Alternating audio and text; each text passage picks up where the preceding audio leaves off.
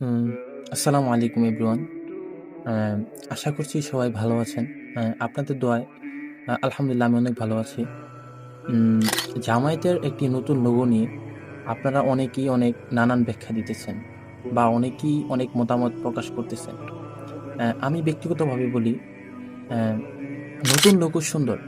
কিন্তু মূল প্রশ্ন হলো লোগোতে আল্লাহর নাম এবং কোরআনের আয়াত থাকায় ব্যবহারিক অসুবিধা সৃষ্টি হতো। পুরনো লোগো সম্বলিত গেঞ্জি, বেজ এগুলো পরে বাথরুমে যাওয়ায় অনেক অসুবিধার সৃষ্টি হয়েছিল। অন্যান্য ইসলামিক দলগুলোর লোগোতে আল্লাহু লেখা নেই। তার কারণে কি তারা ইসলামিক নয়? মনে রাখবেন, বৃক্ষ তার ফলে পরিচিত হয়। লোগো দিয়ে দিন কায়েম হয় না। কর্মীদের নৈতিক চরিত্র, সুন্দর আচরণ ও আমলদারিতাই দিন কায়েম করে।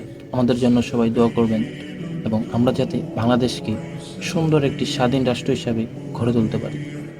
ধন্যবাদ।